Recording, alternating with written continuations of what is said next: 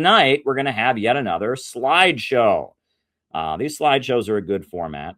They help me arrange my thoughts and just explain it all. So tonight's slideshow is called The Breakdown of the Western System. What is driving war with Iran and how to resist? Here we go. The crisis and the war. We should be living in the most prosperous time ever. AI and human technology has made production easier than ever before. The ability to create wealth is higher than ever before, and the human labor power necessary to do it is lower than ever before. Computers can do almost anything. Self-driving cars will soon be with us. So why is poverty everywhere? Why is there an affordability crisis? And why are we in a new war that the American people do not want? Well, the answer is rooted in something I have discussed many times on these streams, the problem of overproduction. And this is a great video. It was put together by Peter Coffin, where I explained this with my dry erase board at one of our CPI gatherings. This is the issue. Explain what needs to be explained, what used to be considered Marxism 101, about why it is that our Western capitalist economy is crashing and burning. And in order to do that, I'm going to have to do some math. And I hate math. Do you know why I hate math?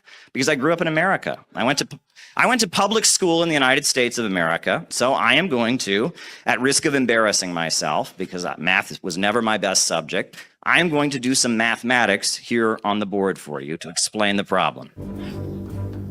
We very much enjoyed Caleb's speech. So if you are creating a product, right? If you're a factory owner, you're making a product, you are going to need the material through which that product is made, the manufacturing materials. So that'll be A.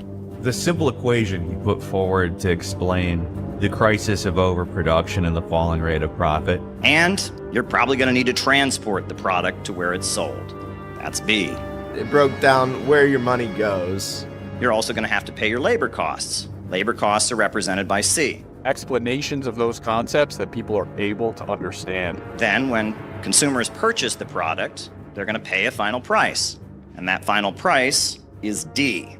However, there's a problem with that. I like the fact that he framed it that way to make it very clear. Which is that the capitalist can't change how much A costs.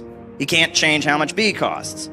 So the profit of the capitalist can only be extracted from the value put into it by the worker. And this is the basis of Marxism, the understanding of surplus value. I've never seen it explained so simply anywhere. I've never been able to explain it that simply. So C, the labor value, is divided. You have C1, which is what the worker actually gets paid. And then you have C2, which is the profit that the capitalist makes. And it all adds up to D, which is the final cost of the product. Now, the way people in the United States who talk about Marxism generally talk about this is they say, well, this is unfair. They say the worker is not getting paid the full value of his labor. But they're missing one of the most important points, which is not just that it's unfair and then people argue, well, what about the employer? He put up the money, doesn't he deserve to be? That's all a distraction. Because the important thing to understand is this. C1 is always going to be less than D. The wages paid out to the worker are never enough to buy back the product that he produces. There is always more products created than there are wages paid out to the worker. And this is the built-in problem of capitalism, the problem of overproduction. And it is always there in the capitalist economy. It never goes away. And they have invented all kinds of crazy mechanisms to try and deal with the problem of overproduction. Part of the reason that the US government has purchased billions and billions of dollars worth of cheese only to bury it in a cave in Springfield, Missouri, is to deal with this problem. It is an ongoing present problem, and it's a problem acknowledged by most capitalist economists. John Maynard Keynes said the problem was underconsumption rather than overproduction, but he was pointing to the same problem. The military-industrial complex in the United States is an effort to deal with this problem, to keep spending going. There's all kinds of mechanisms that they've invented to try and resolve this problem, but it gets worse. What is the capitalist always trying to do? He wants to maximize the amount of profit he makes. And one of the main ways they do that is with what's called labor-saving technology. get rid of workers and replace workers with machines. As they eliminate workers from the process of production, as there's fewer and fewer workers involved, as machines take the place of workers, the role of C in production decreases. There's a little bit of a problem with that. As C goes down, C2 also goes down, right? As C decreases, C2 also decreases. And as the role of the worker in production is reduced, the rate of profit that the capitalist makes goes down. And this is called the tendency of the falling rate of profit. Only human labor creates value. And this is something that Adam Smith acknowledged. This is something some of the popes even acknowledge. Human labor creates all value. And so when you reduce the role of human labor in production, the amount of value created decreases, and the ability of the capitalist to extract surplus value also decreases.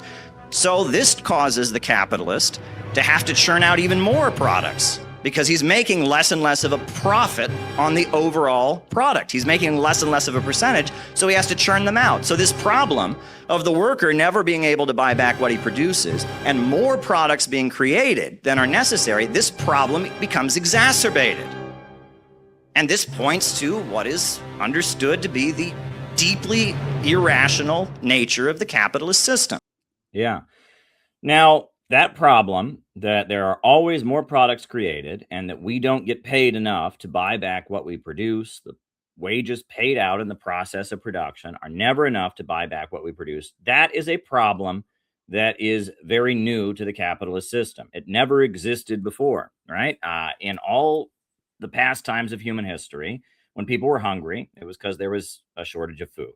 When people were homeless, it was because there was a shortage of housing. Capitalism is the only system that has ever existed where people are hungry because there is too much food, where people are homeless because there is too much housing, where abundance leads to poverty, poverty amid plenty, poverty created by abundance. The Communist Manifesto, 1848, Marx writes, "In these crises, there breaks out an epidemic that in all earlier epochs would have seemed an absurdity. The epidemic of overproduction. Society suddenly finds itself put back into a state of momentary barbarism. It appears as if famine, a universal war of devastation, had cut off the supply of every means of subsistence. Industry and commerce seem to be destroyed. And why? Because there's too much civilization, too much means of subsistence, too much industry, and too much commerce. The productive forces at the disposal of society no longer tend to further the development of the conditions of bourgeois property. The conditions of bourgeois society are too narrow to comprise the wealth created by them. And how does the bourgeoisie get over these crises? On the one hand, by enforced destruction of the massive productive forces. On the other, by the conquest of new markets and by the more thorough exploitation of the old ones. That is to say, by paving the way for more extensive and destructive crises and by diminishing the means whereby crises are prevented." So basically, this is a problem that really we didn't see in the world until the 1800s, till the dawn of capitalism, of the economy breaking down because of a crisis of overproduction or a glut. So much wealth has been created, and the amount of human labor power needed to create it is less, and people can't buy back what they produce, and poverty exists amid abundance. And the government is buying a bunch of cheese and burying it in a cave in order to, keep the price of dairy high enough that the farms don't all collapse. And there's all kinds of crazy mechanisms. The government is spending money on militarism to keep it. This is a constant problem, right? Now, what do you do about this problem? Well, this has hung over the capitalist system since the 1800s. Really, since 1825, you've had economic breakdowns caused by overproduction. Well, in 1877, in Britain, there was a group of people that came together, and they were called the Malthusian League. And they took their name from Robert Thomas Malthus, who was a British economist in the 1700s. Who wrote a book, an essay called Essay on the Principle of Population Growth, saying that the French Revolution had happened because there were too many poor people, that it was overpopulation. And Malthus invented this term of overpopulation. And in 1877, the Rockefeller family, the American, dynasty that started Standard Oil, John D. Rockefeller, they decided that the problems of capitalism were due to overpopulation. There were too many poor people, and they didn't have room to employ them in the economy, and that was the problem. And that it was necessary to decrease the population. And these ideas were so widespread, Malthusianism. I don't know if you've ever seen A Christmas Carol or read the novel A Christmas Carol, but Scrooge, the bad guy, the grumpy, evil capitalist in Charles Dickens' novel, at one point he's approached by some people that want to give to a charity, and he says, "Are there no prisons and poor houses for these poor people to live in?" And the charitable person says, "Well, some would rather die than go there, Mr. Scrooge." And he says, "Well, if they'd rather die, then they should do it and decrease the surplus population." Right? Scrooge is a Malthusian, right? And these ideas became very popular among the wealthy people in Britain. This idea that the problem of capitalism was not due to overproduction, and the fact that workers aren't getting paid enough to buy back what they produce, it's caused by the fact there are just too many people. And they wanted to save capitalism by decreasing the surplus population, like Scrooge. Also in the 1890s, you had the scramble for Africa, where all the Western colonial countries started seizing Africa. They started seizing chunks of Africa. They also started seizing chunks of Asia. You had the Opium Wars, where the British Empire fought and seized control of the British of China and made it, a captive market for the British Empire. You also had the seizure of South America, and it was the scramble for Africa. Well, what was the scramble for Africa really about? What was the scramble for Africa really about? I thought I had the quote on the screen here, but I guess I will just have to read it to you. So what was Zimbabwe called before it became Zimbabwe? It was called Rhodesia. Why was it called Rhodesia? It was called Rhodesia after Cecil Rhodes. Cecil Rhodes was a British colonizer, a British guy who colonized Africa and was a big advocate of British expansion and seizure of parts of Africa, a big part of the scramble for Africa. Well, this is a direct quote from Cecil Rhodes that I will read to you. And I will quote this to you because it's worth understanding. This is what Cecil Rhodes explained about why it was that they were seizing Africa. Here we go. In 1895, Cecil Rhodes wrote, "I was in the East End of London, a working class quarter, yesterday, and I attended a meeting of the unemployed, and I listened to their wild speeches that were just a cry for bread, bread. And on my way home, I pondered over the scene, and I became more ever convinced of the importance of imperialism.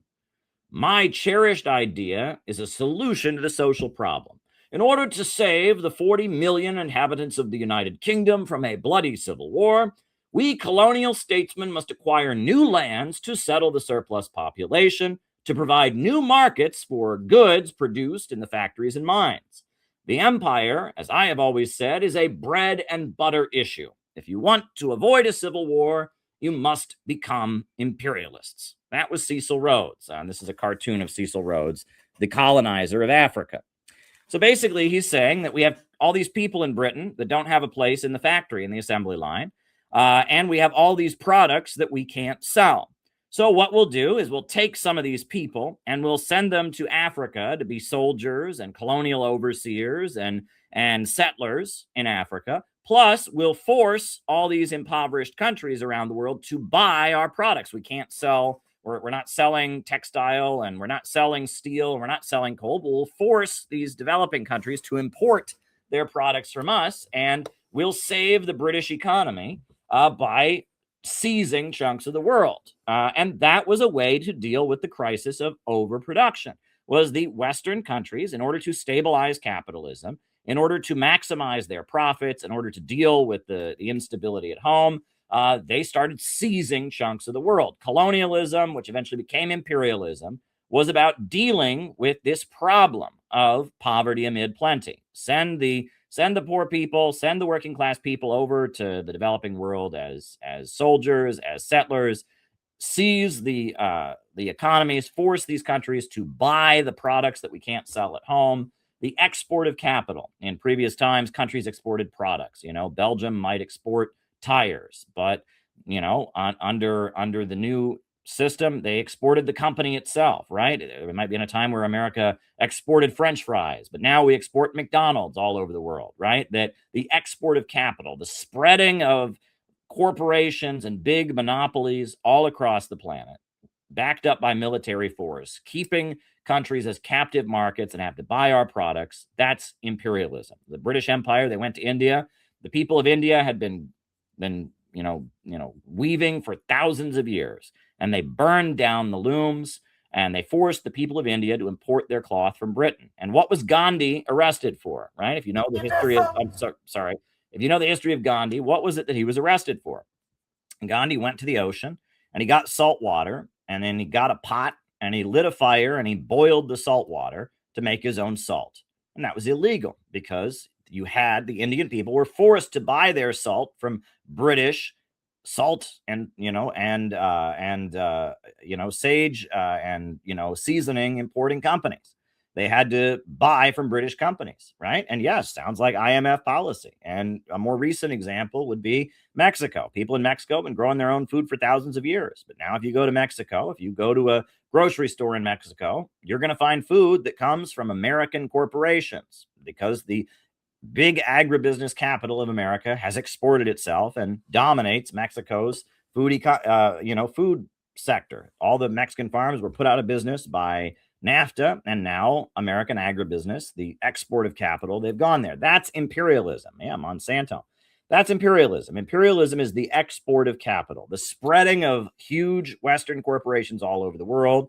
And it's rooted in the problem of overproduction, in that, they need to sell their products because they're not paying enough wages to people here at home. Plus, it's rooted in the fact there are people at home here who need jobs and they need a living standard. And so making them soldiers, making them part of this global financial apparatus is a way to stabilize things at home. All of this, imperialism was the first effort, and was it conscious, unconscious, planned? I mean, it just kind of developed. The Western countries became imperialists in the 1890s. With the scramble for Africa, they became imperialists as a way to stabilize capitalism from this crisis of overproduction.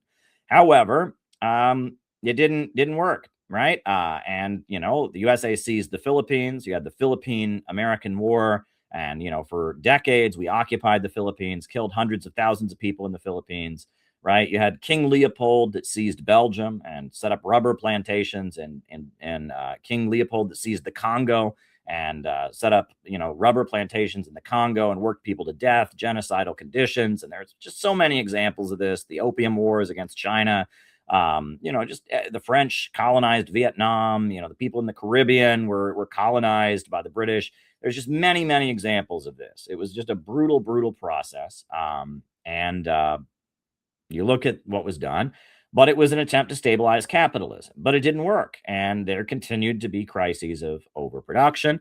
And so the imperialists began fighting with each other.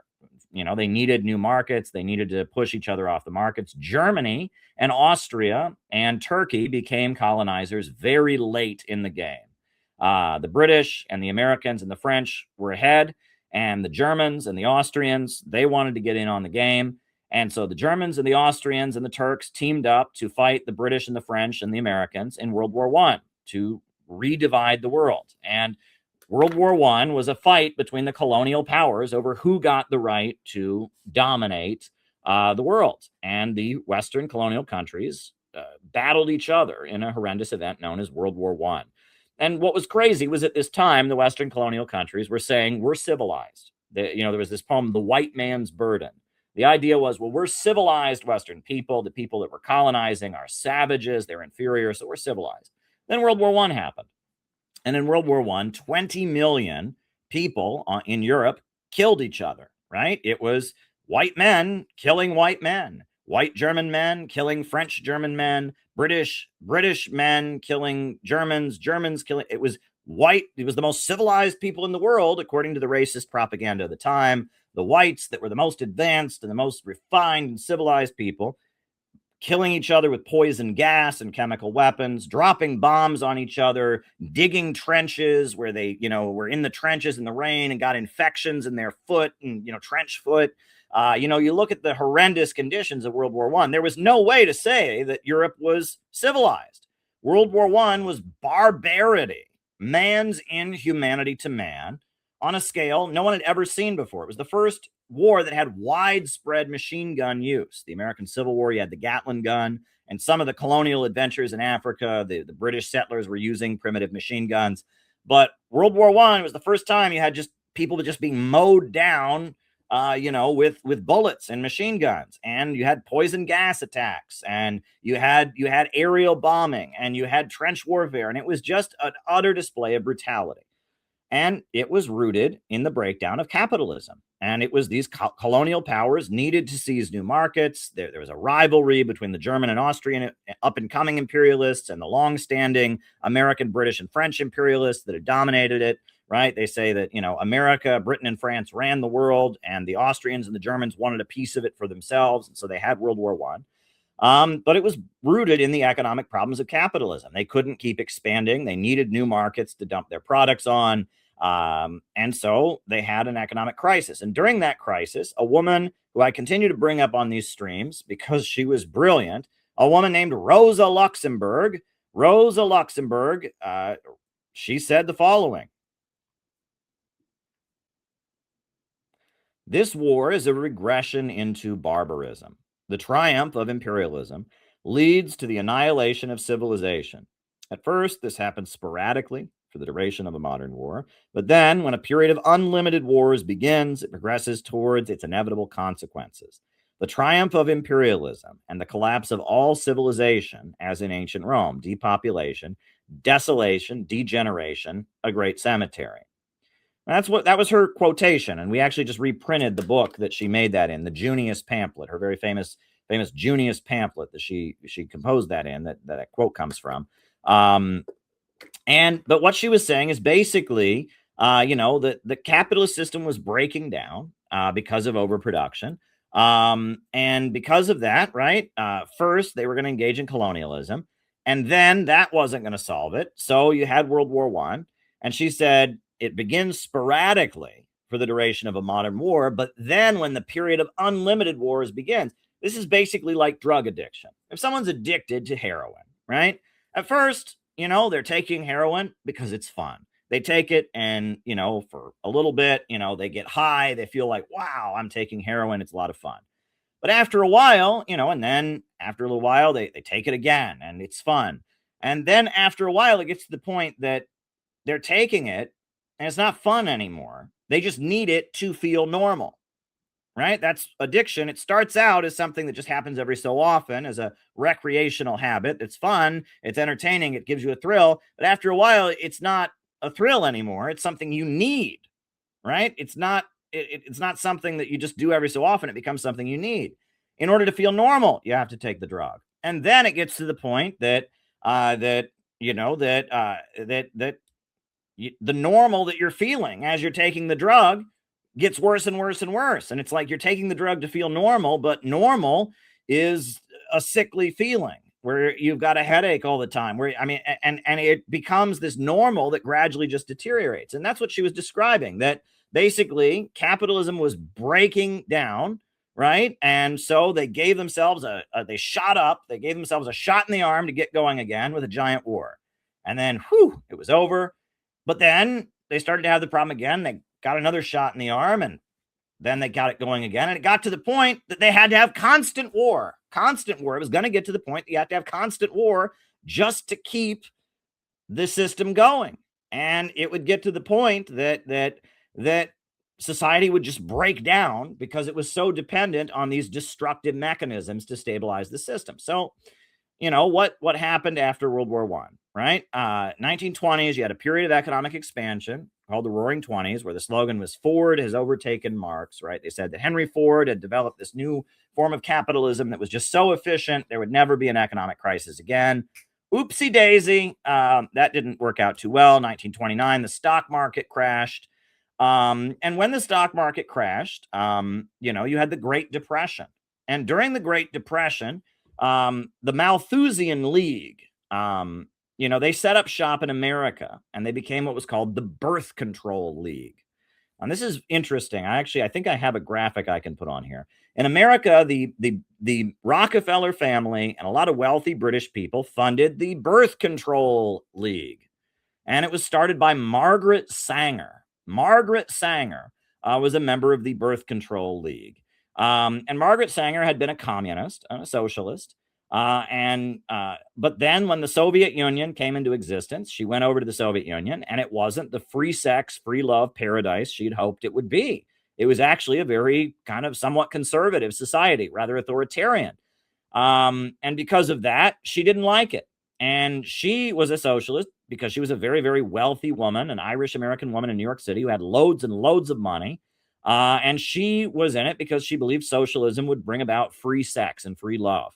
And when the Soviet Union was not that, when the Soviet Union, outlawed abortion and outlawed homosexuality and was quite a conservative society, she wasn't interested in that. She traded socialism for sex, and she met with the Rockefellers, who she had once threatened to kill. She'd actually threatened to kill the Rockefeller family. But in Britain, she met with the Malthusian League, and they gave her millions of dollars. And she came back to New York City, and she set up the Birth Control League. And they opened the first birth control clinic in Brownsville in New York City. It was the first birth control clinic. And her slogan that she used was the cruelty of charity. The cruelty of charity. It was the idea was the Great Depression was happening because we feed the poor people. And if we would just stop feeding the poor people, they would stop reproducing and there wouldn't be an economic crisis, right? That we need to degrow the population to stabilize capitalism. At the time, the communists formed these mass unemployment councils and demanding that the government provide housing, provide food to the hungry people, right? The unemployment protests were the big things that communists were organized. Well, Margaret Sanger had been a communist, but changed her mind, and she wanted the opposite. She said to stop the Great Depression, we got to stop feeding the poor people. We got to starve the poor people, and if they just die off and we reduce the population, that will stabilize the crisis, right? She advocated degrowth, right? And then in Germany, the Nazis took power. And the Nazis took power, and their chief economist was a guy named Hjalmar Schacht. Hjalmar Schacht. And Hjalmar Schacht stabilized the German economy. Germany's economy was the hardest hit by the Great Depression because Germany had been an imperialist country that had been stripped of its colonies at the end of World War I. And Germany was on the brink of having a communist revolution. There was all kinds of instability and stuff. So the Nazis took power, and they took 4 dramatic moves to stabilize the German economy. And the first thing that they did was they restarted military spending.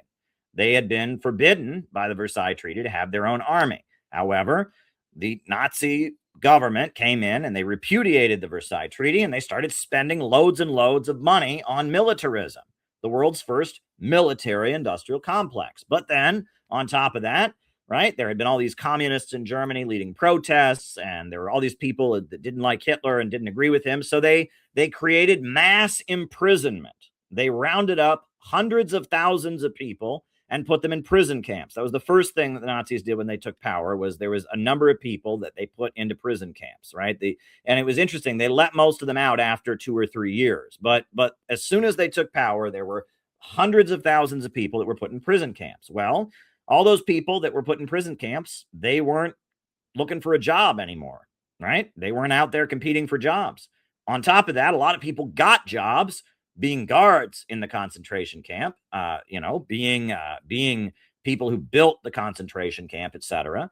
And on top of that, they rented out the concentration camp inmates as slave laborers and gave them to corporations. Volkswagen, the car company, they had a whole bunch of concentration camp inmates work in their factory, and that saved them loads of money. They didn't have to hire law-abiding citizens. They had, people in the concentration camp that would work in their factory for free.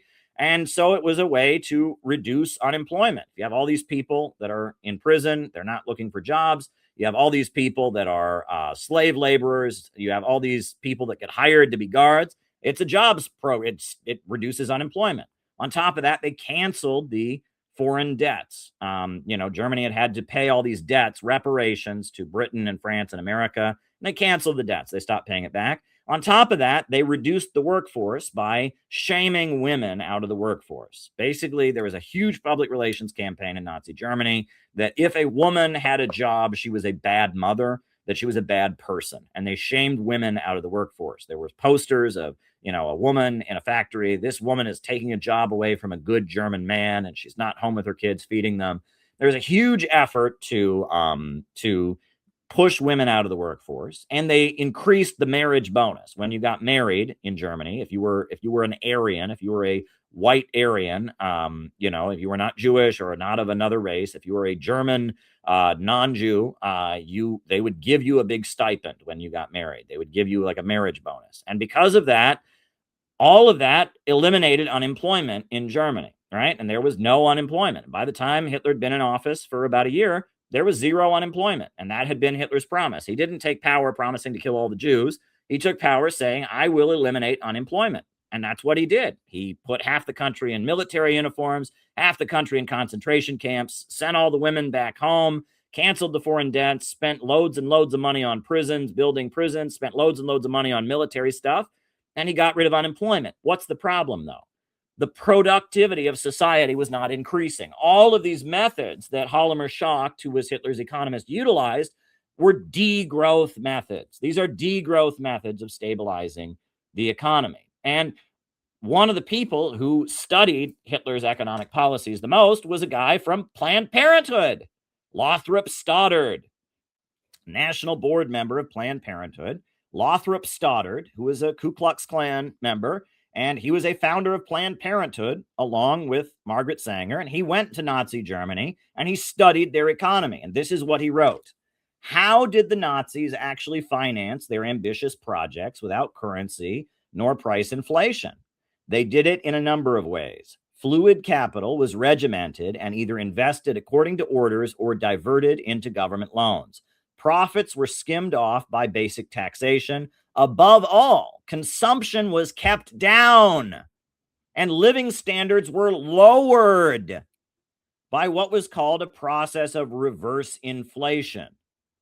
The upshot has been that the German people have financed astounding expenditures by literally taking it out of their own hides. So basically, Hitler made Germany poorer. Germany was already poor, and he heavily used the government to heavily regiment the economy and basically lower the productive capacity of Germany, make Germany a poorer country and reduce the amount of wealth and consumption that went on and make everybody poorer, and in the process stabilize the economy, get rid of unemployment. So it was using degrowth methods to stabilize the economy.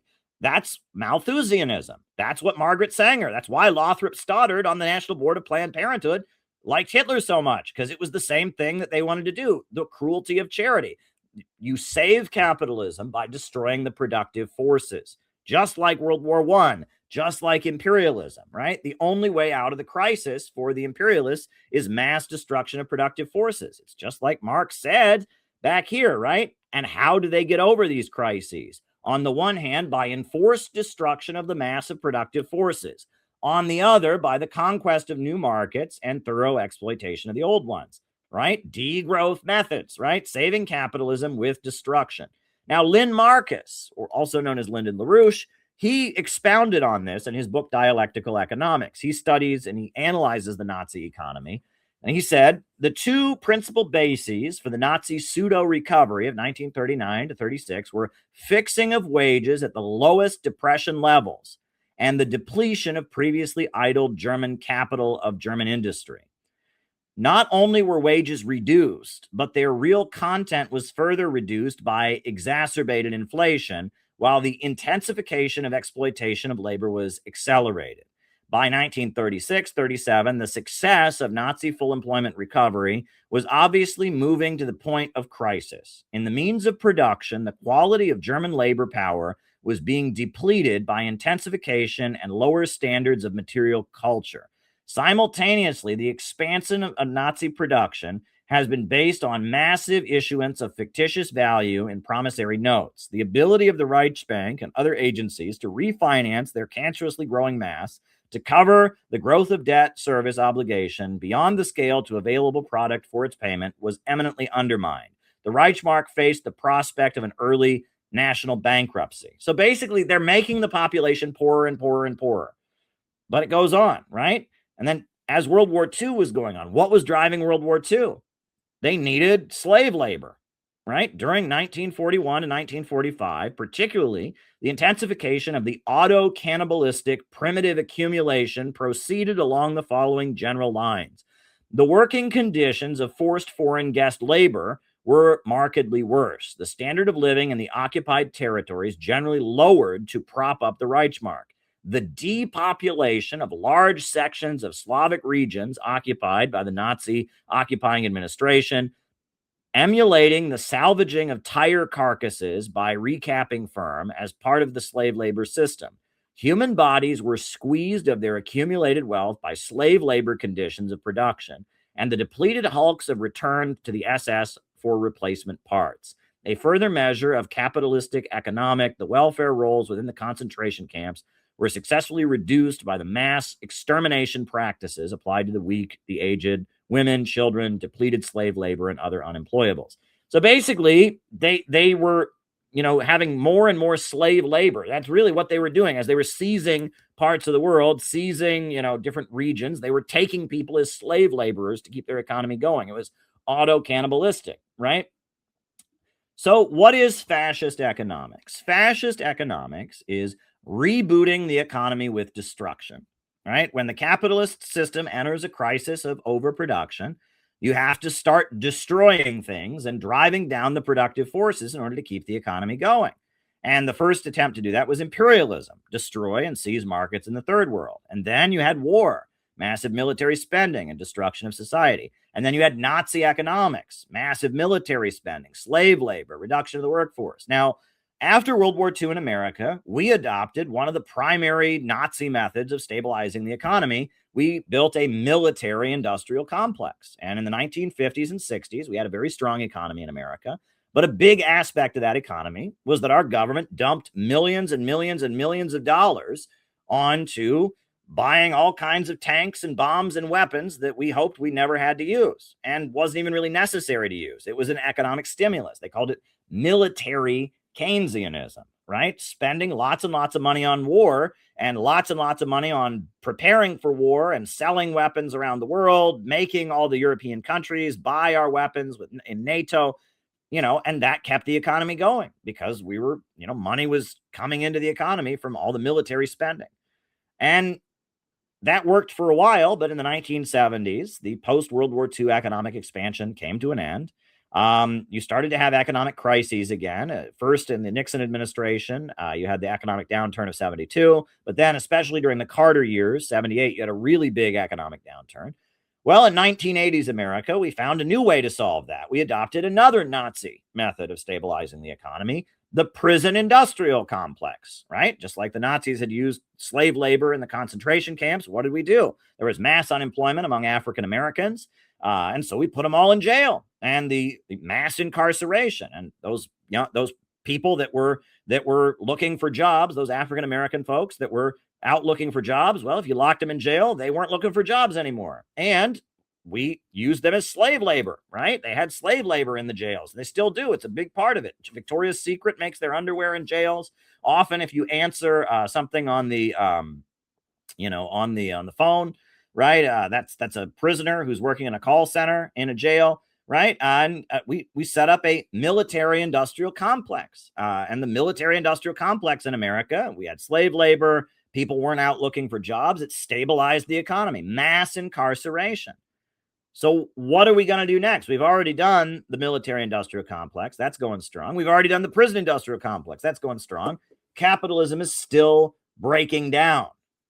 And the computer revolution and artificial intelligence is making this irrational problem of poverty created by abundance worse than ever, right? Human labor power is more productive than it's ever been. We can do almost anything. Very little human labor power is necessary, but yet our ability to spend, our spending power is lower than ever before. So it's easier than ever to create wealth, but we can't buy what we produce. And so the spending power has been diminished. The productive capacity is higher than ever before. And so we have a crisis of overproduction like we've never seen before. and we don't know what to do about it. Well, it looks like we're trying to have a war with Iran.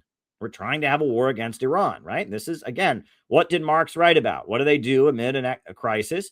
They enforce destruction of productive forces. That's war.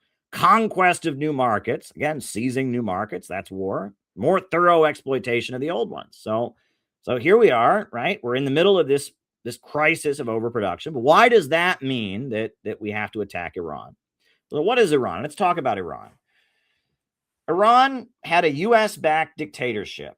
They had the Shah of Iran. It was a U.S.-backed dictator, and he was toppled in 1979, right? 1978, there was a world economic crisis, and Iran had a pretty brutal authoritarian government that was backed by the United States. They had a brutal secret police called Savak that tortured people. But the Shah, he built some airports and highways, and he had to, develop the economy a little bit to stay in power, to stabilize things. But 1978, 79, the economy really went down, and oil workers were laid off, and there was oil workers strikes, and pretty soon people were out in the streets. And in 1979, the whole population of Iran was revolting against the dictator, the Shah.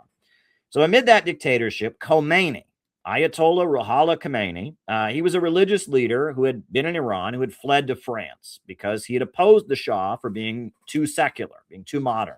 The Shah was too Western. And so Ayatollah Khomeini was this Islamic leader who had fled the country. He flew back into the country from France, and there were generals in the Iranian military who were followers of Khomeini, who were deeply religious Shia Muslims. And the military basically put Khomeini into power, and they declared the Islamic Republic of Iran. And Khomeini became the leader of Iran, this exiled religious leader, Khomeini.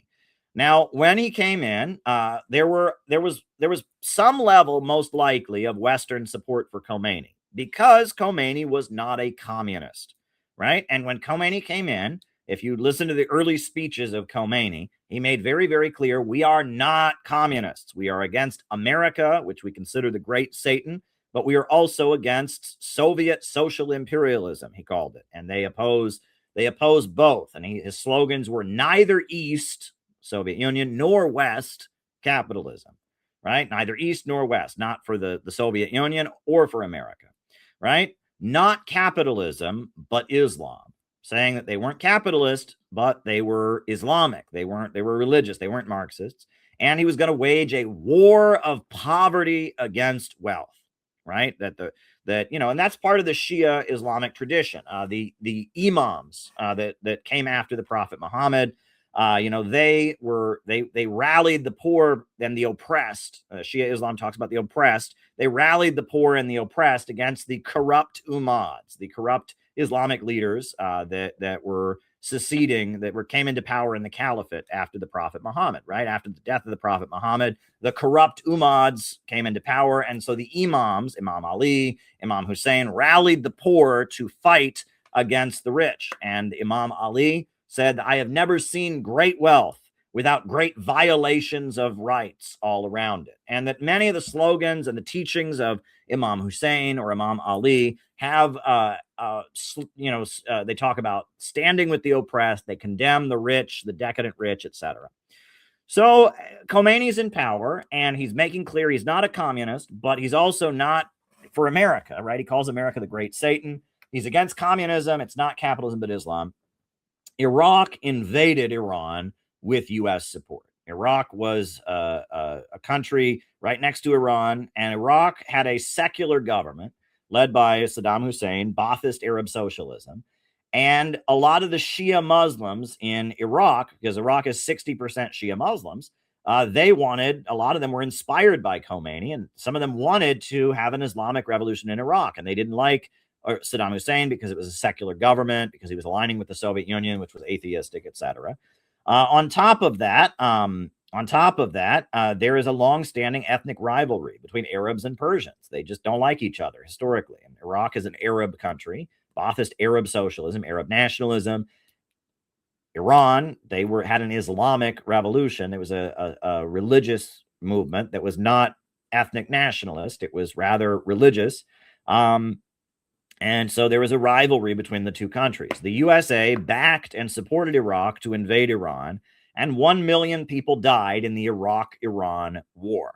And the USA at the beginning of the war, for the first 4 or 5 years of the war, the USA supported Iraq because it saw Khomeini and Iran as the main threat. And chemical weapons that were provided to Iraq by the United States were used, and Iranians were killed. It was an awful war that went on and on and on, 1 million deaths. However, during the war, Khomeini, he had to stabilize and Iran. They just had this destabilizing revolution. There were various communist factions that wanted to overthrow Khomeini, and so he had to stabilize the country. So he launched the construction jihad, where he basically, at the same time they're being invaded, he said, we're going to build all these hospitals, we're going to build all these highways, we're going to electrify the entire country, we're going to bring telecommunication and phone service to the whole country. And it was a lot like Stalin's 5-year plans. We're just going to build. So at the same time they're having a big war and fighting for their lives, they also at the same time have a construction jihad, and they industrialize Iran. Iran, the cities were very prosperous. They had a very big middle class in the cities, but the rural areas were very poor. But he industrializes Iran, and he forms these network of community groups called Basij councils. They're called mobilizations of the oppressed, community organizations to enforce the revolution. And the Islamic Revolutionary Guard Corps, that's this military group that Khomeini creates. They become the biggest economic entity in the country. They own hundreds of factories. They build highways and bridges, and they are still to this day in Iran the biggest economic entity.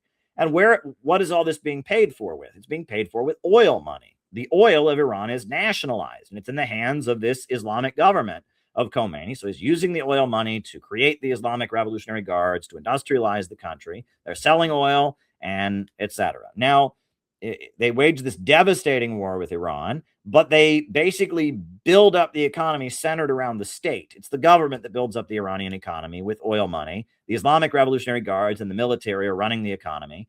And Iran, builds up its economy in the middle of a war. Iraq is losing the war. And about halfway through the war, the USA switches sides. And, Saddam Hussein had been aligned with the United States against Iran, but about 1988, it becomes clear that the United States is supporting Iran against Iraq.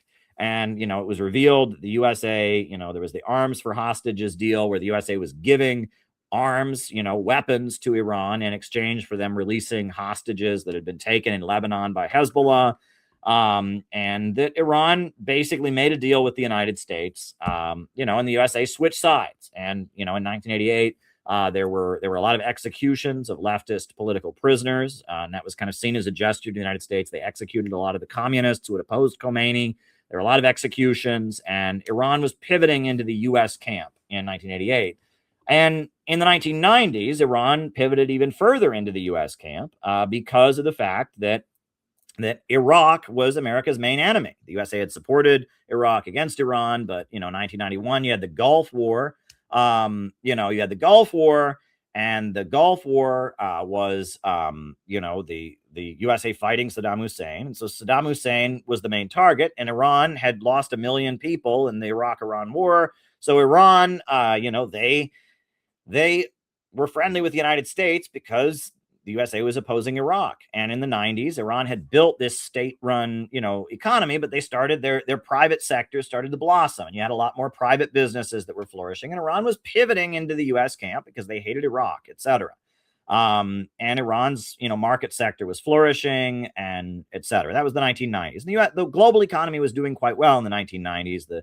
After the fall of the Soviet Union, so there's a lot of Western investment, and Iran was, it was still a revolutionary government that was opposed to the West, but they were pivoting into the U.S. camp. And there were still incidents where the USA dissed Iran. For example, the U.S. government shot down an Iranian civilian aircraft, and President George Herbert Walker Bush refused to apologize for killing hundreds of Iranians that were just flying on a civilian airplane.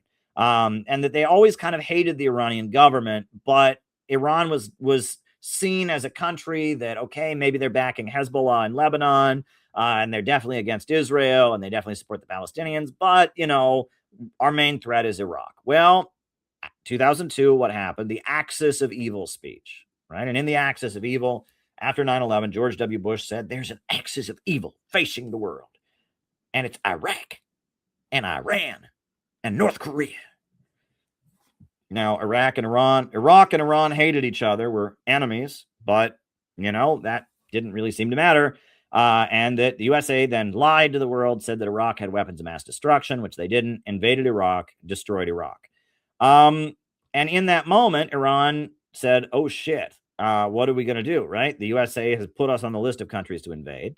But on top of that, the invasion of Iraq drove up the oil prices. The oil prices were the highest they'd ever been, $120 a barrel. And so because of that, the Iranian state sector of the economy had more money than ever. And the USA was threatening them. And the oil prices were very high. So the government sector, the Revolutionary Guards, they had a lot of money. And so Ahmadinejad was elected president. Mahmoud Ahmadinejad, who is still alive. It was reported widely that he was killed a couple days ago, but he's actually still alive. Mahmoud Ahmadinejad was elected president. And when Mahmoud Ahmadinejad was elected president, a lot of Iranian communists who had fled the country went home. Very interesting. And Mahmoud Ahmadinejad immediately embraced Venezuela and Bolivarianism and Cuba, even though Cuba is a secular Marxist country.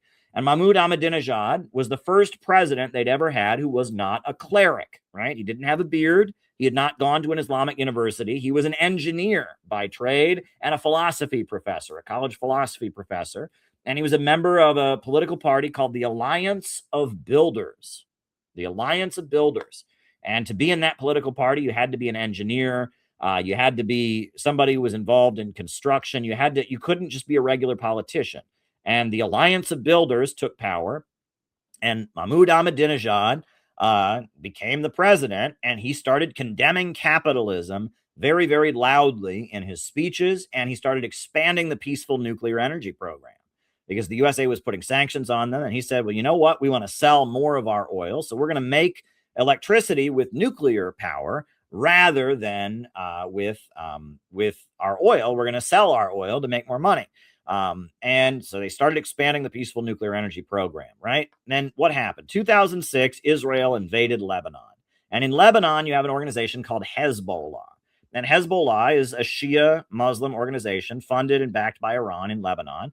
And they were prepared. And it was almost like Israel got tricked, right? They thought they could just go into Lebanon and destroy Hezbollah. And instead, Hezbollah destroyed them. And they had snipers on the rooftops, and they had booby traps, and they kicked Israel's ass epically. Absolutely epically, they kicked Israel's ass. The 2006 war was a moment where Israel was just handed one of the most epic defeats Israel's ever gotten. They were driven the hell out of Lebanon. They went in and they were kicked out 13 days later. They went back to Tel Aviv with their tail between their legs. And it was a wild war. For example, one thing that Israel did is during the war, they hijacked all the TV stations in Lebanon and put porn on TV because they were convinced, they had this stereotype in their head that Arabs are all a bunch of perverts, right? That Arab men are, all horny, and that's the Islamic culture. They're so socially conservative that all we have to do is we're just going to put porn on the television in Lebanon, and all the Arab soldiers are just going to see the porn, and they're just going to be so turned on by the porn, they won't be able to fight and we'll win. Well, it didn't work. People just turned their TVs off. It was the stupidest thing ever. But, that was what Israel did during the invasion of Lebanon. They just put porn on all the TV. That didn't work. That was a dumb strategy. There's many other examples of why Israel was epically defeated in 2006. But at that point, Hezbollah were the heroes of the entire Muslim world. The Muslim world hates Israel. And Hezbollah, a Shia Muslim organization, right? They kicked Israel's ass. So Iran is riding high, and Iran's ally is the hero of the Muslim world. That's Iran. And so that's why they hate the Islamic Republic of Iran, right? Now, I want to talk about this, right? Because this kind of gets to the point, right? This is a question that used to come up a lot on my streams, right? And I'm going to answer it a little bit differently than I used to answer it. Because I want you to all understand why I don't even consider myself a socialist or a communist anymore. I'm an innovationist, right? Is Iran socialist? Is Iran socialist?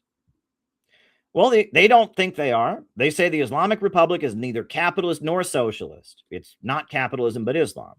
So they don't think they're socialists, number one. They maintain they are not socialists.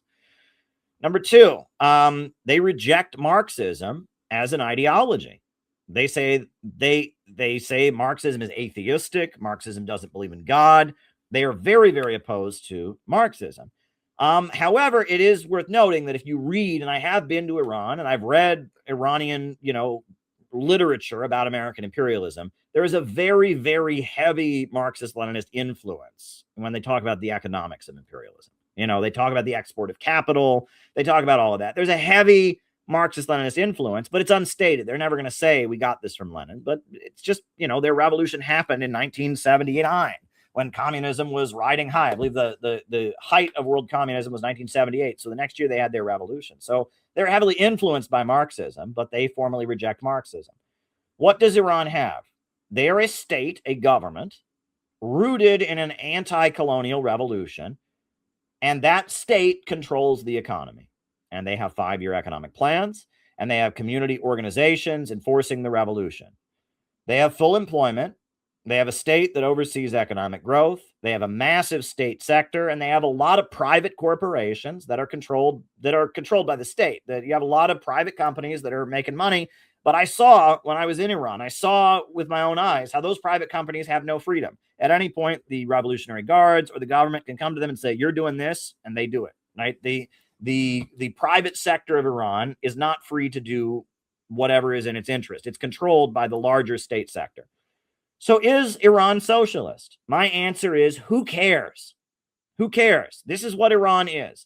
I don't care what you call it, right? A rose by any other name is just as sweet, right? If this is what you think socialism is, that's what Iran is. If that's not what you think socialism is, that's not what Iran is.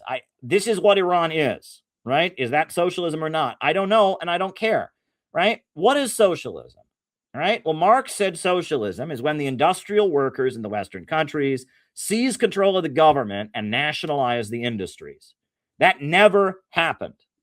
That has never happened. Never did the factory workers in the West take control of the government and use the government to nationalize the industries. Never happened. And in the 1890s to 1914, the Second International that Karl Marx created watered down socialism into being a welfare state, right? You had Edward Bernstein. The movement is everything. The goal is nothing. It just means the government gives people free stuff and, has a progressive income tax, and it's AOC and Bernie Sanders. It's a welfare state.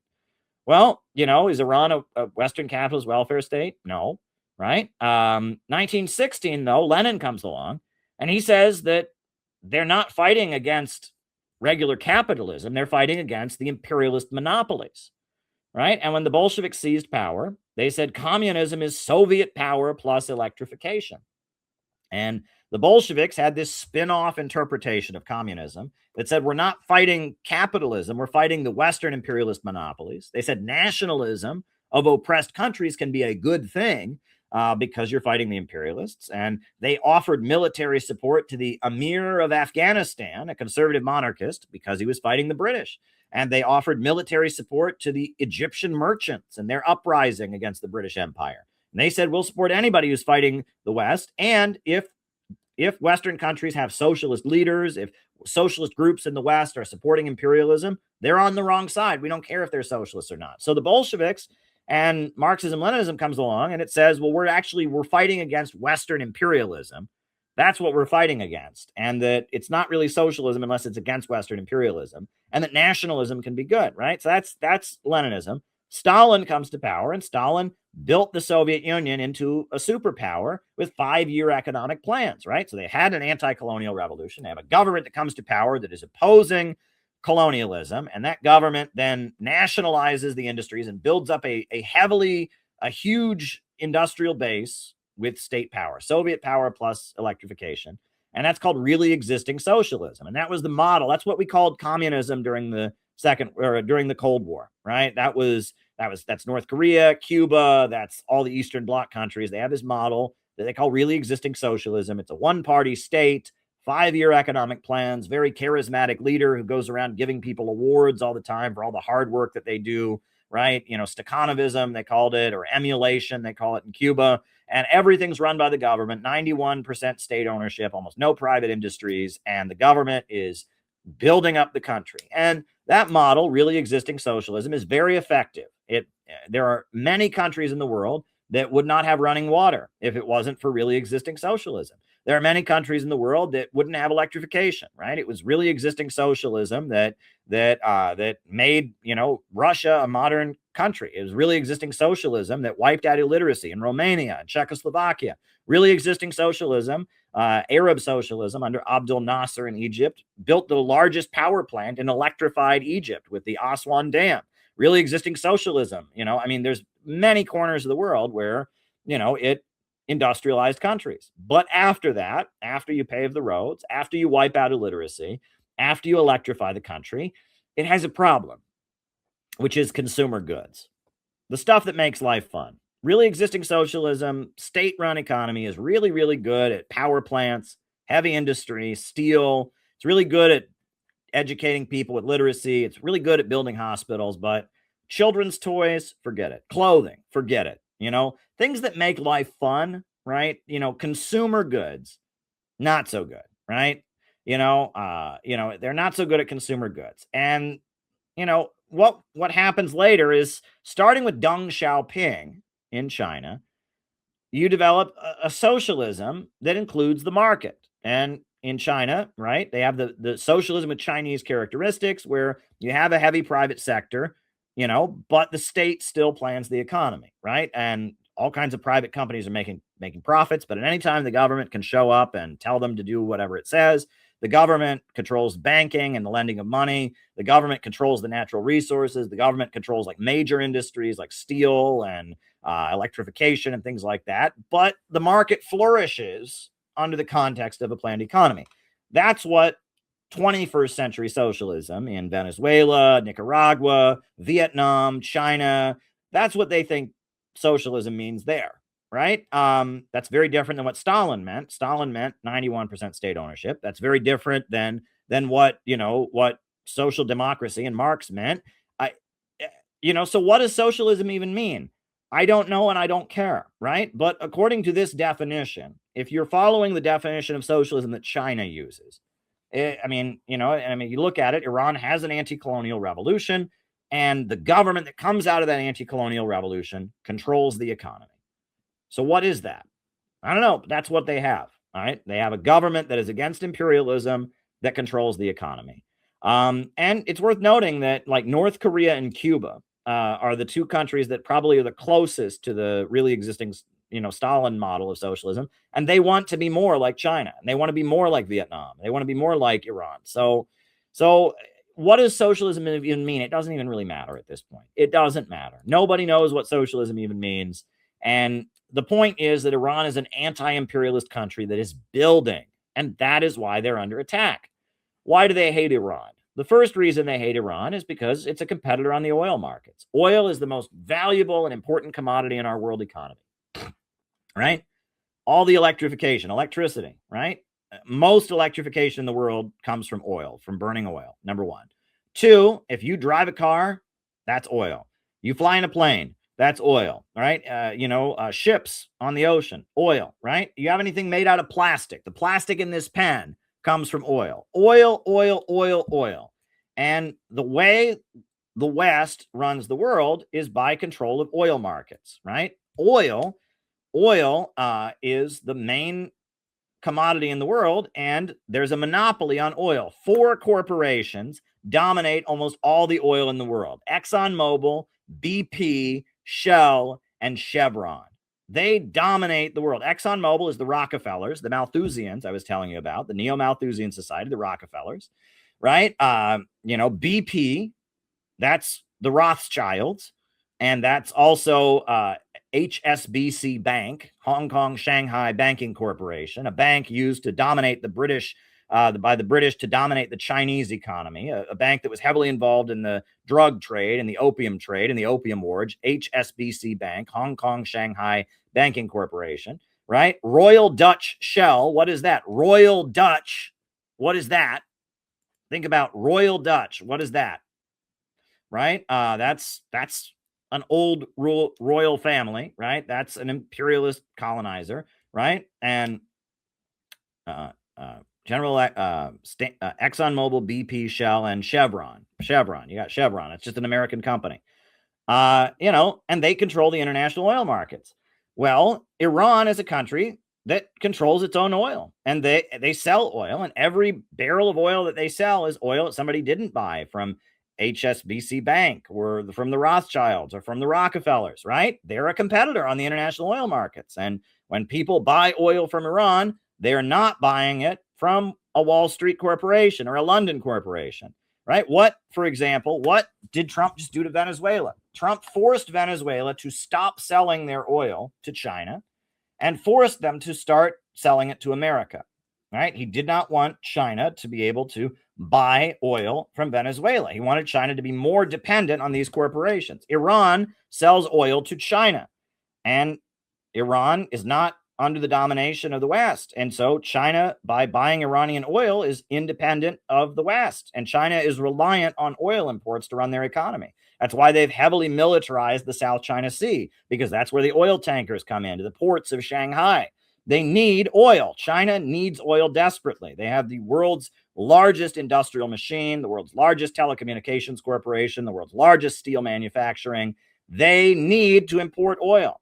And when they can get it from countries like Venezuela and countries like Iran, those are countries that Wall Street and America doesn't control. And so that that loosens the American leverage over China. So China is a competitor on the oil, Iran is a competitor on the oil markets, and selling oil to China, makes China less reliant on America. So that's the main reason, is they're a competitor on the oil markets. But the second reason is they're a funder of the Palestinian resistance. And it's not just the Palestinian resistance. Iran gives lots of money to the Palestinians to fight Israel, but they're not the only ones. Saudi Arabia funds them. Most of the Muslim world gives some money to the Palestinians. And the Palestinian leadership, Hamas, are not Shia Muslims. They actually consider Shia Islam to be apostasy. They're formerly the Muslim Brotherhood of Palestine. They don't like Iran. There is a Shia Muslim organization in Palestine. It's called the Islamic Jihad in Palestine, the IJP, and they are aligned with Iran. And I think they're actually Sunnis, but they are the Iranian-aligned Palestinian resistance group. But Iran supports the Palestinian resistance. But it's not just the Palestinian resistance. They fund Hezbollah in Lebanon, which is a revolutionary anti-imperialist group in Lebanon. They fund the Houthis. Right? The Houthis. We have a book we published on the history of the Houthis, right? In Yemen, this anti-imperialist group in Yemen that has taken control of Yemen and was blocking ships to support the Palestinians. There are organizations in Iraq. Since the overthrow of Saddam Hussein in Iraq, the Shia Muslims of Iraq have formed all kinds of militias to control their neighborhoods, etc. And they're funded by Iran as well. In Pakistan, there are Shia Muslim groups. And Bahrain. Bahrain is a country that hosts U.S. military bases. The population is overwhelmingly Shia, and the dictator, the king that's imposed on them by the United States and Saudi Arabia, he's a Sunni and he doesn't like Iran, but the population there that goes out and demands democracy are Shia Muslims, and their protests against the government, in the U.S.-backed dictatorship in Bahrain, their protests are funded by Iran. Iran is a fountainhead of resistance. There is even a part of Africa, Nigeria. There's a region of Nigeria called Zaria. You can read about Zaria in Nigeria. I met people when I was in Iran from Zaria, right? Nigerians from Zaria. And they have an organization called the Islamic Movement of Nigeria. And they are Shia Muslim Islamic revolutionaries. And they have a section of Nigeria that they control called Zaria. It's particularly wild, right? Sheikh Ibrahim Zakzaki, and they have their own militias, their own army. Zaria in Nigeria, there's a chunk of Nigeria that is under control of revolutionary Islamic forces that are aligned with Iran. And when I was in Iran, I spoke at a conference dedicated to the Black Liberation Movement. And at that conference, there were a number of men and women that are in Iran learning Shia Islam at Islamic monastery or at Islamic seminaries in Iran. I mean, Iran has a global network of revolutionary forces. In addition to that, they are the key Middle Eastern hub for the BRICS economy. Iran's part of the Shanghai Cooperation Organization, the Eurasian Economic Union. They're part of the new economy in the world that the West doesn't control. So they hate Iran for that reason, right? That is the main reason that they hate Iran. Now, in dealing with Iran, there are two strategies. There's a division in the ruling class about how to deal with Iran. All of the imperialists want to destroy Iran. but there's question about how do you destroy Iran. The main strategy, in the United States has been the Obama-Brzezinski Europe strategy. And this is what Iran, what Obama and this is what the European mainland and the British want, which is they want to insert Western influence into Iran. It's a long-term strategy, right? Most of the population of Iran were born after the Islamic Revolution. So they don't remember the revolution. Young people in Iran, a lot of them, especially the wealthier ones, look at Facebook and Twitter. And, with modern technology, they live in a very conservative society, but they can see that in America, we have, and there's a lot of propaganda broadcast into Iran over satellite television. A lot of young people in Iran, unfortunately, I saw it myself, really do believe that America is a happy, happy fun land of, the streets are paved with iPods and we're all super wealthy and we just go out and drink and dance and party all day long. And there's a lot of young Iranians that just don't like the Islamic Revolution and they feel sheltered, right? It's kind of like how, Iran is a very conservative society where women have to cover up, where pornography is illegal, where, it's pretty conservative and the internet is heavily censored, but then everyone has a VPN. They can get around that. And there's a lot of young people that feel like they're being controlled and they don't like it. They don't want to be controlled, right? And so they have this kind of like forbidden fruit feeling that America is this great place where you're allowed to drink and you're allowed to look at porn and you're allowed to dance and you're allowed to, and so there's kind of a feeling that, that the Islamic Republic is too strict and conservative and restricting them. And a lot of the younger generation have come under the influence of Western propaganda. So the feeling that Obama had was, let's make a deal with Iran and make them give up their peaceful nuclear energy.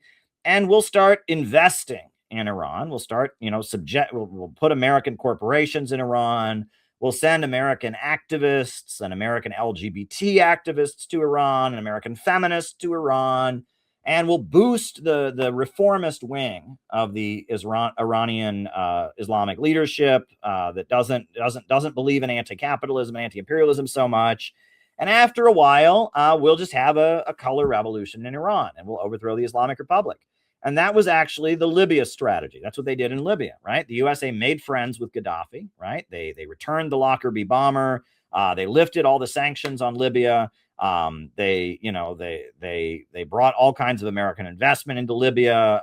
Gaddafi called Obama his little African son, and they made friends, and they were all just waiting to have a color revolution and overthrow the government. And it was the young people, the wealthiest young people in Libya who, grew up under Gaddafi, but, felt like, oh, if it wasn't for evil Gaddafi, we could have a happy, happy, fun Western American life. And Gaddafi is mean and censors the television and won't let us look at porno. And, it was the young, wealthy people. And they were mad that Gaddafi was employing Black Africans. That was a big part of the Libyan conflict, right? Is that Gaddafi provided free employment to all Africans who came to Libya. And so during the so-called revolution in Libya, the Libyans that are lighter skinned North Africans were going around lynching dark skinned Africans because they were angry that Gaddafi was using, quote unquote, their money, the oil money of Libya to employ so many Africans. And so they were lynching dark skinned Africans. That was a big part of it. But, that was the Libya strategy, is we just gradually sink our influence in there, where we pretend to be nice to Iran, but we sink our influence in there. And we wait for the older generation to die off. We get more of these young people in there. We boost the softer wing of the government, and eventually we'll overthrow the Islamic government. It's a long strategy. You can't do that immediately. It takes a long time. Whereas you have the Trump and Netanyahu strategy, which is they don't care. They really don't care, about really necessarily overthrowing Iran. They just need everyone to be really, really mad at Iran so they can spend lots of money on the military. And they need to make lots of money selling weapons, and they need to maintain political power. Netanyahu needs to maintain power in Israel by playing up the idea that Israel's under threat. So he wants as much chaos throughout the region as possible. They're not interested in any long-term strategy. They just want to create chaos and spend lots of money. And they're not playing a long chess game about overthrowing Iran. They just want instability, right? And that's the division here, right? Or is it going to be a long, gradual process to overthrow Iran, or do we just attack them? And right now they're attacking them. And this short-term strategy is that right now, they're bombing Iran. It's mass murder. I mean, they're just saying they're raining death and destruction. They blew up an all-girls school, but now it's like they're just admitted they're just killing Iranians because they want Iranians to be really, really mad. They want there to be instability throughout the region. They're sending Kurdish forces to invade Iran. That's an ethnic conflict. Kurds don't like Persians, and they're sending Kurdish groups into Iran to, that hate Iranians and Persians on an ethnic level. They just want chaos throughout the region, so Netanyahu can keep winning elections by saying, hey, look, we're under threat. They want lots of military spending because there's chaos throughout the region, and they don't care, right? They're not thinking long term about how can we make sure Western imperialism dominates the region.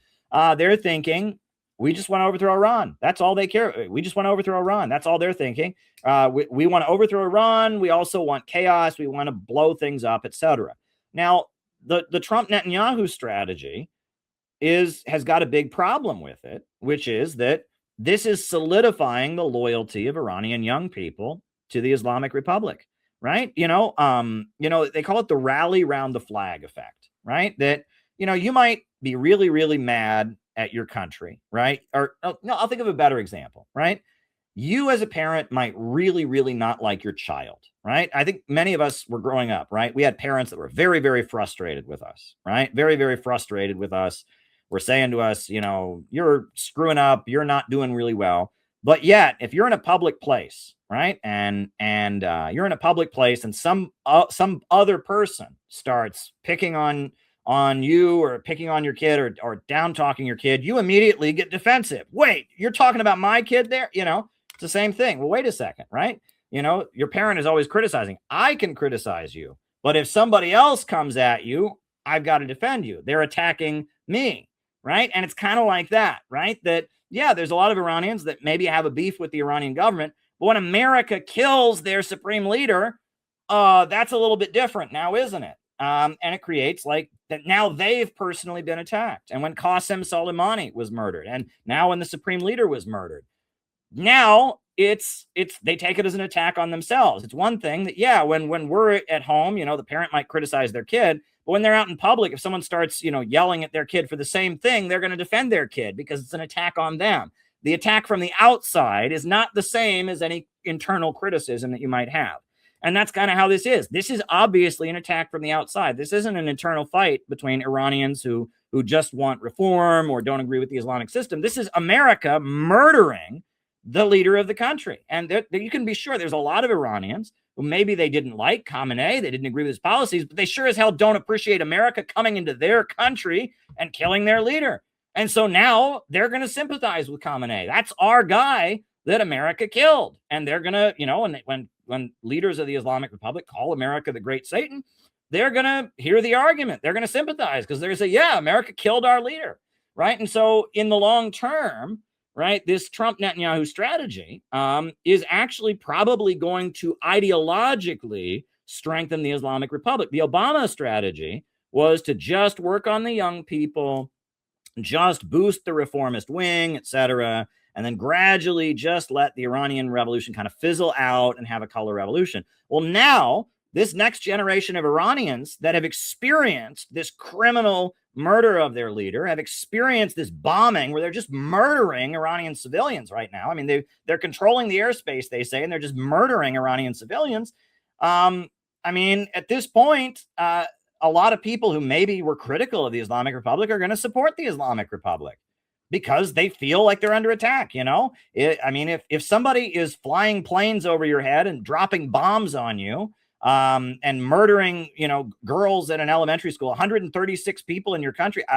At that point, you're not going to like that country. And that opposition in Iran is largely based on people thinking America is this great place. Well, people aren't going to like America if it's bombing them and killing them now, are they?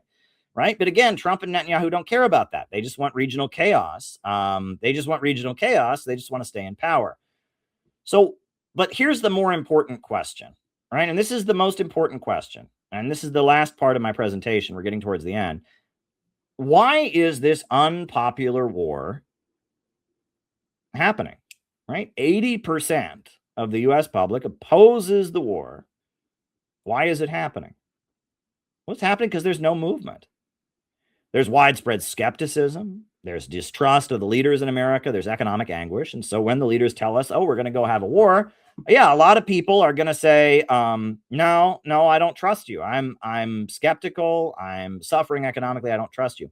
However, even though there is mass anti-war sentiment in America, there is no entity with which to make demands on leaders, right? I mean, there's no union that can say, all right, to oppose this war, we're going to strike. That's not, how's that going to happen? Less than, even if the AFL-CIO met tomorrow, right? Let's say it happened. Say the AFL-CIA got together tomorrow and they said, we hate Trump so much, we're going to go on strike to stop this war with Iran. What would happen? Well, less than 10% of the American workers are in unions. Less than 10%. And of that 10%, something like 8 out of 10 are public sector workers. They're teachers. They're government employees. It would not do a damn thing. Right? And right now, sure, the Answer Coalition, PSL, they're having lots of protests. Whoop-de-doo, right? A bunch of woke teenagers who really need to take a shower and are really mad at their mom and dad and are going to quit next year. They go out in the streets and they scream and yell, we hate Trump, we hate our parents, fuck America, and then they go home. No one cares, right? There is no entity right now that can make any demands on the U.S. power structure, right? There isn't, right? There is no entity that can represent this sentiment and say, if the American government doesn't stop bombing Iran, we will do what? Go on strike? That wouldn't matter. Have big protests? Well, they're not very big protests. The protests are not really having an impact. There is no entity that can make demands. That is the issue. And why is there no entity that can make demands? Because there is an ideological problem. The right wing has no answers, right? They don't, right? They don't have any answers. They just have conspiracy theories, right? You listen to Candace Owens, you look into Tucker Carlson, they know that we don't control our government. And so they're talking about the Frankists, and they're talking about the Jews, and they're talking about the Illuminati, and they're talking about the thing high up on the thing. And we all need to be Catholic, and we need to, they don't know what's going on, right? They're alienated. They know things are not right. They're nostalgic for the way it used to be. They think the American government is communist, or they don't know what to believe. They're just alienated and looking for answers, but they don't have any solutions. On top of that, the left wing, we do have a left wing in this country. We have socialist groups, Democratic Socialists of America, PSL. They hate the working class, right? And they are dedicated to a hostile ideology of dialectical materialism. They want to tear things down. They want to break the country apart. And most Americans, the country's already falling apart because of capitalism. So they see these PSL people just want to destroy America. They're like, no, America's already being destroyed. I'd like this to not happen. And on top of that, the left believes in Malthusianism, right? PSL's electoral program when they ran for office was a Malthusian program. It was in their platform to get rid of all of the fossil fuel power plants in America and replace them not with nuclear power. They oppose nuclear power, but with windmills and solar panels. Well, what if you did that? If you got rid of all the oil power, all the coal power in America, you would be de-electrifying America. It'd be like maybe 30% of the electricity of America. And you know what that's called? That's called the Green New Deal. And you don't have to vote for PSL to make it happen, because that's what AOC already wants to do. It's degrowth. And that's what the Rockefellers want to do. And they don't even just want to get rid of electricity. They want you to own nothing and live in a pod and eat bugs and be happy about it. And they want you to never have children and never reproduce. And they want you to accept lower and lower wages. It's called degrowth. And if you go to PSL, meetings, they have books on the table that say degrowth, a new world beyond capitalism. And they promote the idea of overpopulation. Their electoral platform is about making America poorer. The left, whether it's DSA, PSL, whatever they are, they're just a hate mob funded by the Rockefellers, funded by Roy Singham, the billionaire, to degrow America. They're just a hate mob of, angry teenagers that are mad about America is racist, America is sexist, America is evil, and they just want to degrow America. And they are mad at the flag, and they're mad at the Bible, and they're mad at their parents, and they just want America to be poorer to save capitalism, right? They are Malthusians. So you can't listen to the right wing because they don't have any answers. And all the right wing wants to do is they just, they don't know what to believe, basically. And they've just got conspiracy theories and pessimism. You can't listen to the left wing because even though, in the past they might have advocated anti-imperialism and socialism, they're just basically a hateful degrowth cancel culture mob at this point. So what do? Well, you need ideology. What is ideology? Ideology is kind of like when you're driving a car. When you're driving a car, you know where you're going, you know where you came from, and you know how you're getting there. That's what ideology is in your life. Ideology tells people who they are, where they came from, where they're going, and how they're getting there, right? And, in China, the ideology is communism. And the young people are taught we came from the great Chinese Revolution of 1979. We're a great civilization experiencing a great revival. Every child is given a red scarf when they're a child. It's their little piece of the Chinese flag. And the red stands for all the blood of the people that died to make the revolution. And then they're taught that they are helping build a modern new China, and they're part of the young pioneers, and they have an ideology. And you go to Iran, they have an ideology. They're taught we are Muslims, right? And there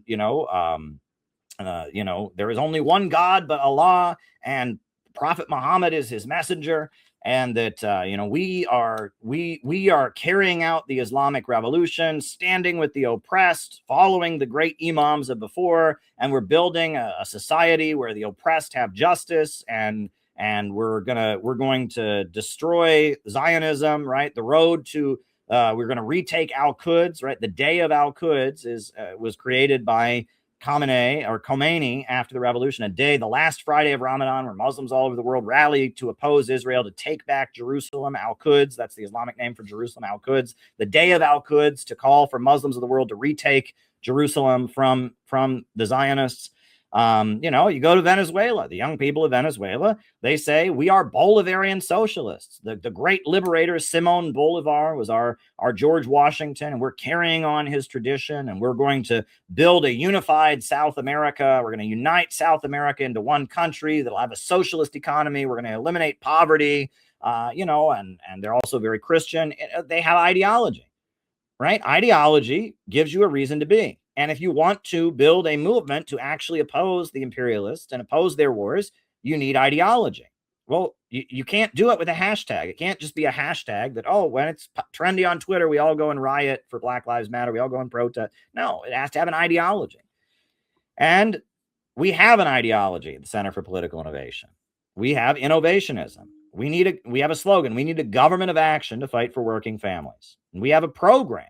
We call for a pro-humanity, pro-growth state, a government that invests in people and invests in communities, that will be created on the basis of an anti-monopoly coalition. And we have a 4-point plan that we would demand for transitioning the United States to be part of a new economy. And that 4-point plan is, 1, a mass mobilization, hiring all the young people to rebuild America, pave the roads, build the bridges, high-speed railway, just rebuild the country, a mass infrastructure rebuilding of the country. Second, we call for public control of our natural resources and the use, the money from our oil and from our natural gas and from our coal and our timber to be in the public budget. And third, we call for a national bank that would inject credit into communities.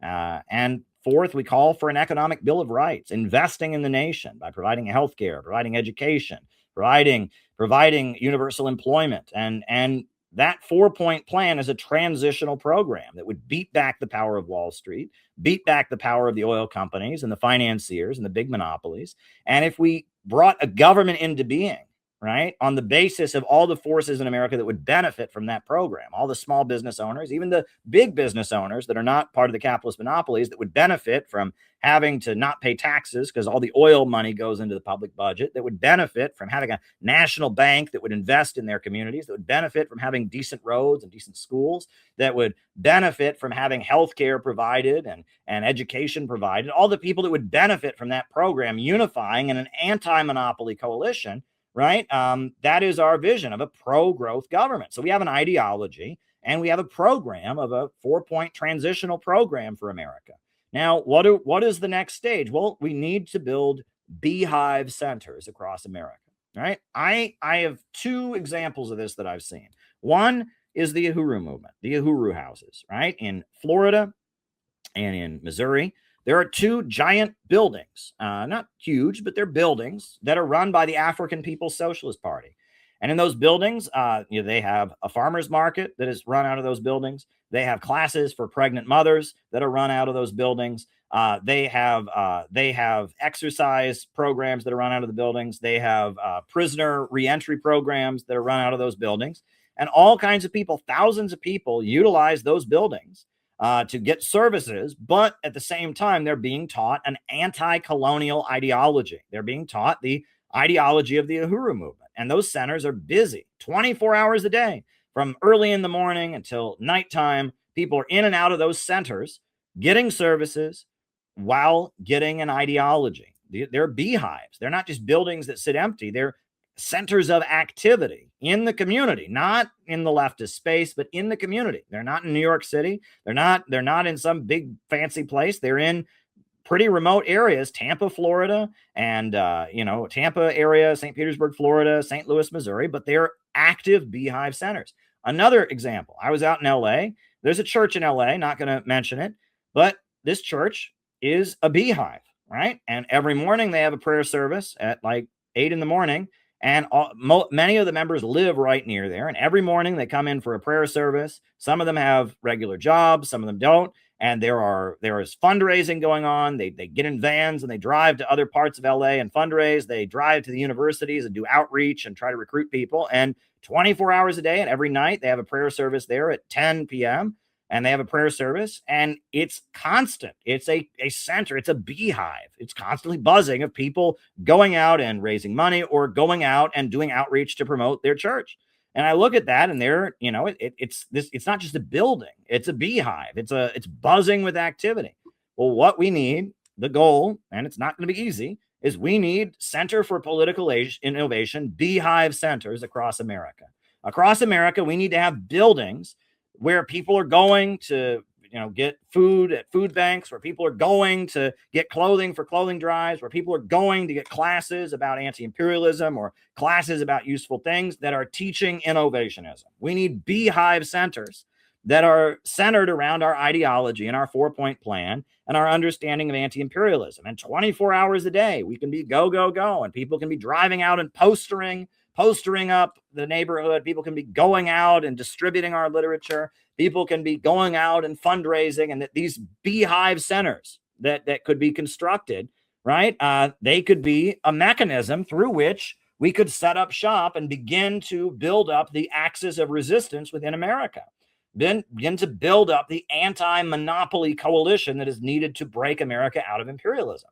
We have a plan to build beehive centers, real organizing, not building an internet brand to feel good about ourselves, not tailing after wokeism and doing whatever is trendy, not building another people's forum where we beg for money from NGOs to put on a seminar about the oppression of Puerto Rican transgender people and the intersections between, no, but a real community center providing services and educating people. We have a vision for beehive centers across America. That is what we want to do. We want to set up shop.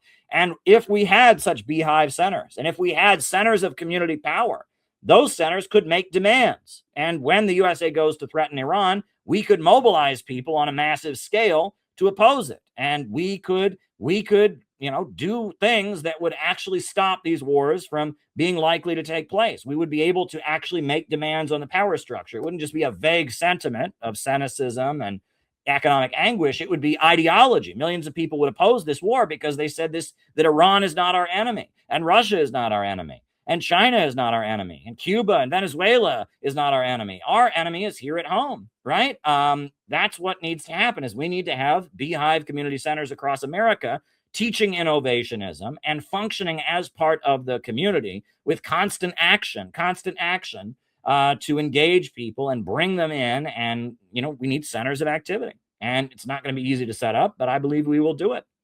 I know we will do it.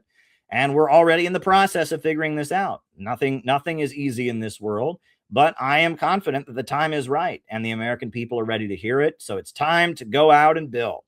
It's time to go out and organize. When the U.S. economy crashed in 2008, some people, including me a little bit, thought this is going to be the revolution.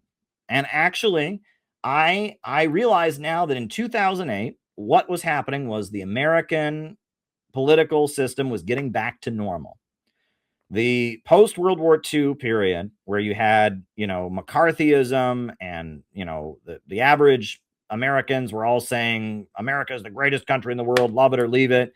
And then the 60s Cultural Revolution, where you had the hippies and the alienated young people, that was all a weird freak accident. The USA had a very, very strong economy based on the mass destruction in World War II and the post-World War II economic expansion. So you got a weird freak historical accident called McCarthyism. And you also got another weird freak historical accident called the New Left.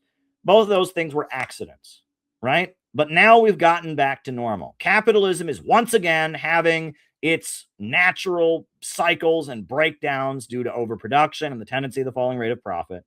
And the information revolution and technology is advancing, and the same old problem is here: poverty created by abundance, and they can only solve it with the same old methods, impoverishing people and trying to make people poorer and poorer to stabilize the economy.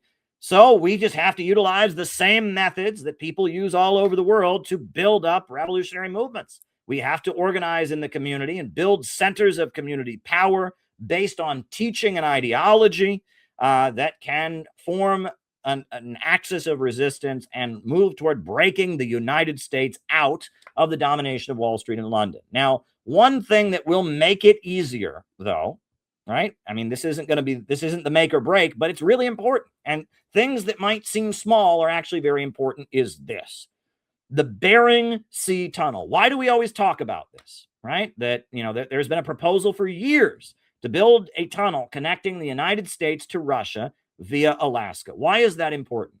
Because it would result in the USA becoming more connected to Russia, to China, and to the Korean Peninsula.